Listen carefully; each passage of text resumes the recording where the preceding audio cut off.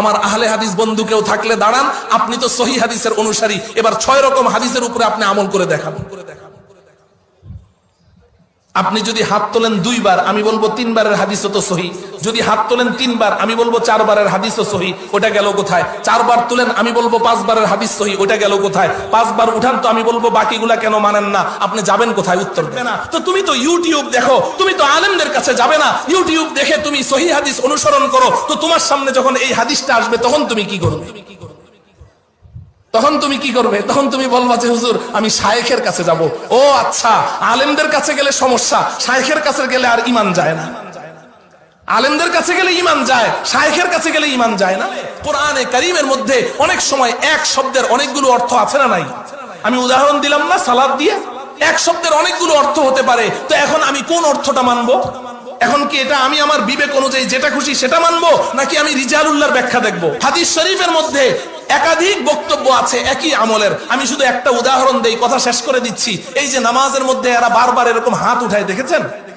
হ্যাঁ, এখন নবীজি নামাজের মধ্যে কয়বার হাত তুলেছেন এই ব্যাপারে হাদিসের মধ্যে 6 রকমের বক্তব্য আছে। কয় রকম? ভালো করে বুঝেন। নবীজির আমল কয় রকম আছে?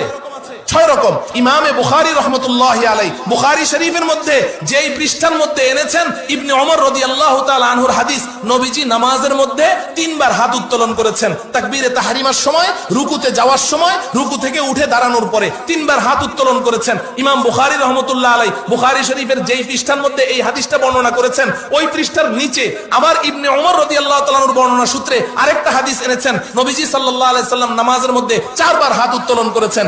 একবার নামাজের শুরুতে, একবার রুকুতে যাওয়ার সময়, একবার রুকু থেকে উঠে, আরেকবার দ্বিতীয় রাকাত থেকে তৃতীয় রাকাতে দাঁড়ানোর পরে। হাদিস কয় রকম হলো?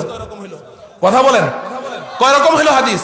তাইলে বুখারী শরীফেই নবীজির হাত উঠানোর আমল কয় রকম পাওয়া গেল? 2 রকম পাওয়া গেল, 3 বার, 4 বার। এবার মুয়াত্তা ইমাম মালিক খোলেন, ইমামে মালিক রাহমাতুল্লাহ আলাইহির আল মুয়াত্তা। ওনারা তো বুখারী মুসলিম ছাড়া আর হাদিসের কিতাবই চিনে না, অথচ মুয়াত্তা ইমাম মালিকের প্রত্যেকটা হাদিস সহিহ, প্রত্যেকটা হাদিস সহিহ। ইমামে মালিক রাহমাতুল্লাহি আলাইহি মুয়াত্তা ইমাম মালিকের মধ্যে এনেছেন ইবনে ওমরের সূত্রে নবীজি নামাজের মধ্যে 2 বার হাত তুলতেন। হাদিস কয় রকম হলো? কয় রকম হলো?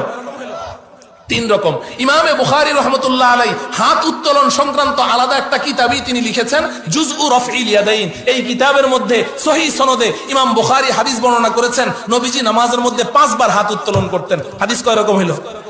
কয় রকম হলো? 4 রকম। ইমামে তাহাবী রাহমাতুল্লাহি আলাইহি শরহ মাআনিল আসারের মধ্যে তিনি হাদিস বর্ণনা করেছেন, কানা রাসূলুল্লাহ সাল্লাল্লাহু আলাইহি সাল্লাম ইয়ারফাউ ইয়াদাইহি ফি কুল্লি রাফইন ওয়া খাফজিন। নবীজি নামাজের প্রত্যেক উঠা বসায় হাত উঠাইতেন। হাদিস কয় রকম হলো? 5 রকম। এবার তিরমিজি শরীফ খোলেন, তিরমিজি শরীফের মধ্যে হযরতে আব্দুল্লাহ ইবনে মাসউদ রাদিয়াল্লাহু তাআলা আনহু বলছেন, আলা উসাল্লি বিকুম সালাতা রাসূলিল্লাহ সাল্লাল্লাহু আলাইহি সাল্লাম। এই আমার ছাত্ররা শোনো, আমি নবীজিকে যেভাবে নামাজ পড়তে দেখেছি, আমি কি তোমাদেরকে ওইভাবে নামাজ পড়ে দেখাবো? তো ছাত্ররা বলল যে হ্যাঁ দেখান। ফাসাল্লা ওয়া লাম ইয়ারফা ইয়াদাইহি ইল্লা ফি আউয়ালি মাররাতিন। তিনি নামাজ পড়লেন, শুধু তাকবীরে তাহরিমার সময় একবার হাত উত্তোলন করেছেন, আর নামাজের ভিতরে কোথাও হাত উঠান নাই। হাদিস কয় রকম হলো? 6 রকম হাদিস। আমার আহলে হাদিস বন্ধু কেউ থাকলে দাঁড়ান, আপনি তো সহিহ হাদিসের অনুসারী, এবার 6 রকম হাদিসের উপরে আপনি আমল করে দেখান। আপনি যদি হাত তোলেন 2 বার, আমি বলবো 3 বারের হাদিসও তো সহিহ।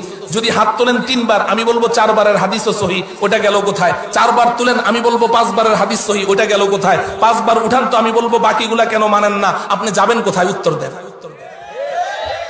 কথা বুঝে আসলো? তাইলে এখন এই জায়গার মধ্যে আমি কি করব?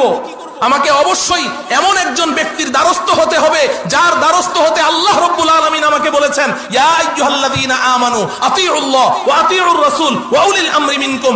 এই ঈমানদারেরা, আল্লাহর অনুসরণ করো, আল্লাহর রাসূলের অনুসরণ করো। যাকে অনুসরণ করতে হয় তাকে দেখে দেখে অনুসরণ করতে হয়। যেহেতু আল্লাহকে দেখা যায় না, রাসূলকে পাঠিয়েছেন, রাসূলের অনুসরণ করো। সাহাবায়ে কেরাম রাসূলকে দেখেছেন, মান ইউতিইর রাসূল ফাকাদ আতা আল্লাহ। আল্লাহ ঘোষণা দিলেন, আমার রাসূলকে দেখে দেখে অনুসরণ করো। যে আমার রাসূলের অনুসরণ করবে সে আমি আল্লাহকেই অনুসরণ করব।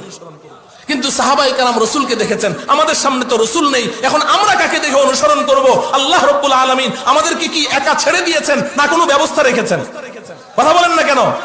তো আল্লাহ পাক বলছেন ওয়াউলিল আমরি মিনকুম, ওয়াউলিল আমরি মিনকুম, যারা রাসূলকে পেয়েছো তারা তো রাসূলকে দেখে দেখে অনুসরণ করেছো, কিন্তু যারা রাসূলকে পাও নাই তাদের জন্য আমি রাসূলের উত্তরসূরি উলামায়ে হক্কানি রব্বানিকে রেখে দিলাম। নবীজি নিজে বলেছেন ইন্নামাল উলামাউ হুম ওয়ারাসাতুল আম্বিয়া, আমার উম্মতের হক্কানি রব্বানি উলামায়ে কেরাম তারাই হচ্ছে নবীগণের উত্তরাধিকারী, নবীগণের ওয়ারিস।